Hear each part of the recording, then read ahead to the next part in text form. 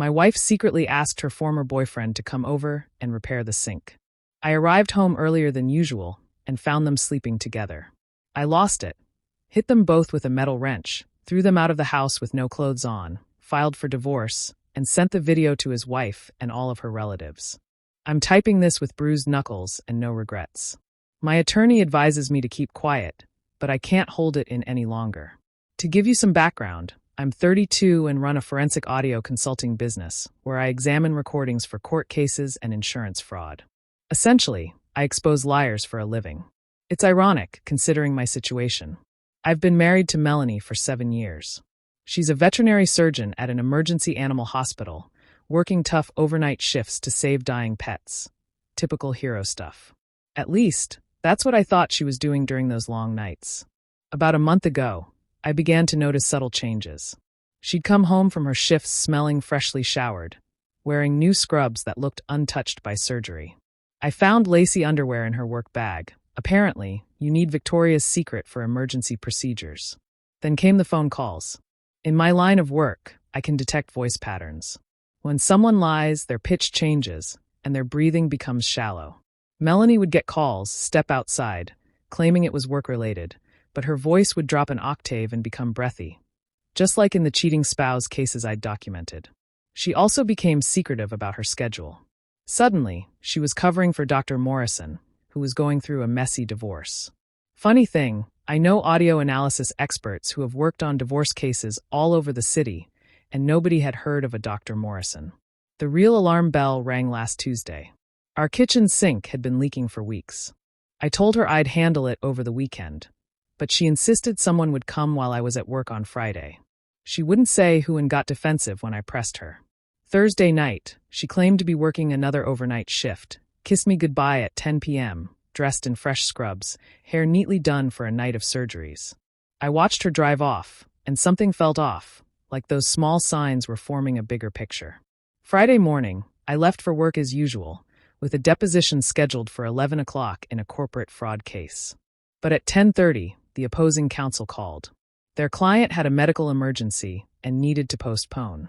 Instead of heading home, I sat in my car for a minute, the kitchen sink issue gnawing at me. I drove home, parked a couple of blocks away, and walked in quietly. The house was silent except for sounds from the kitchen.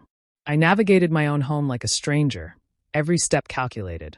Then I heard her voice, lower, breathy. I turned the corner and found my wife bent over the kitchen island with a guy I'd never seen before. I didn't shout or announce myself, I just saw red. A pipe wrench was right there on his tool belt, heavy and solid. He saw me first, eyes wide, and started to back away. That's when I swung. The first hit landed in his ribs, he screamed, trying to flee. The second hit landed on his shoulder.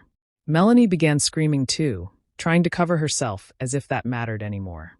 He attempted to escape, but I was faster, catching him in the hallway and bringing the wrench down on his knee. He collapsed, begging. I didn't stop, hitting him again and again. Melanie screamed for me to stop. Funny how she found her voice then, but not when she was taking her wedding ring off to be with him. When he was reduced to a bleeding mess, I dragged them both by their hair to the front door, threw their clothes out on the lawn, and kicked them out, both naked and pathetic. Mrs. Patterson across the street was watering her flowers and dropped her hose when she saw them.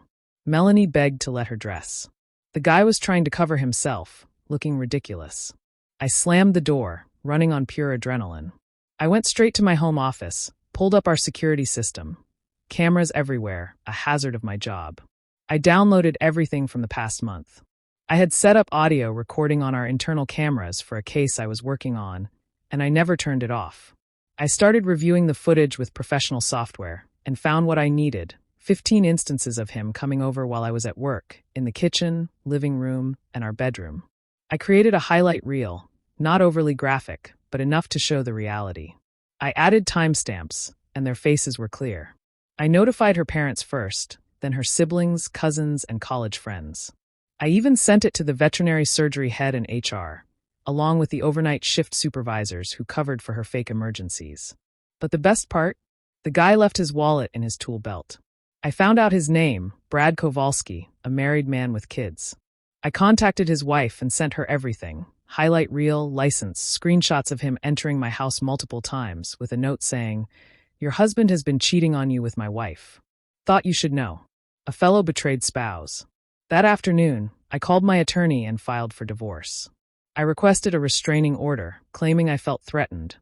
This wasn't a lie. I froze our joint accounts, changed every lock, canceled her credit cards, and blocked her on everything. By evening, my phone was blowing up with unrecognized numbers.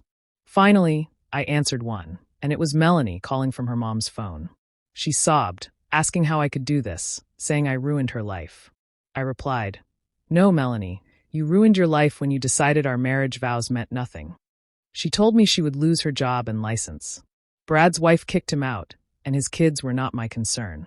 "You beat him," she cried. "He's in the hospital." I knew the police had the security footage of him with my wife.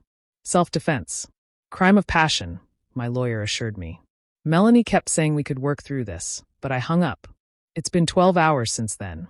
Brad is still in the hospital with broken ribs and a fractured kneecap. His wife has filed for divorce, and Melanie has been placed on immediate administrative leave, pending an investigation. My phone won't stop ringing, with some calling me a psycho, while others say they would have done worse. I don't care about any of it. Melanie is staying with her parents. For hours ago, she showed up with her dad, begging to talk.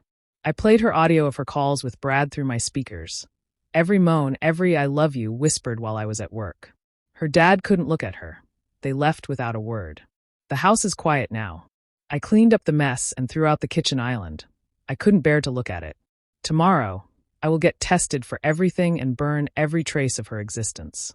7 years I gave that woman, supported her through vet school, celebrated her dream job, and trusted her completely while she worked those overnight shifts. Turns out, the only thing she worked on was Brad. They both got what they deserved, and I'm just getting started. Update: 24 hours later, a lot has happened. My lawyer filed the divorce papers, and Melanie is trying to claim domestic violence and emotional abuse. Her attorney actually had the audacity to demand alimony and half my business. My attorney laughed so hard he almost choked.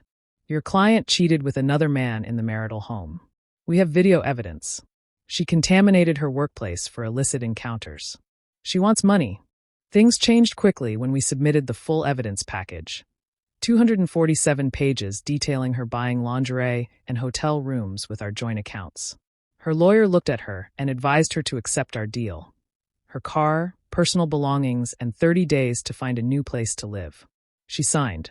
The investigation from the veterinary board moved swiftly, especially when surgical suites were involved. I was subpoenaed as a witness and provided everything. The investigator looked sick listening to the recordings. In 30 years, he had never seen such a blatant breach of professional ethics. They found 16 confirmed instances of Brad entering the hospital during Melanie's shifts, alongside texts discussing their encounters while she was supposed to be caring for critical patients. 3 instances showed she delayed emergency treatments to meet him. That last one, a dog died waiting for surgery because she was with Brad. The board didn't just suspend her license, they revoked it permanently. She can never practice veterinary medicine again. Her hospital is suing her for damages, and every pet owner from the past 6 months is being notified. 3 have already filed malpractice suits. Her malpractice insurance is void due to her actions. She is financially destroyed. Brad isn't doing any better. His wife, Donna, is a force of nature. She hired a forensic accountant who discovered Brad's separate bank account with $30,000 in cash deposits over 6 months. He's facing divorce and has lost all custody rights. Melanie's role in the burglaries has come to light. She provided detailed information to Brad about her clients, their schedules, alarm codes, and where spare keys were hidden. The FBI is involved now. She went from cheating spouse to federal witness, facing 20 years.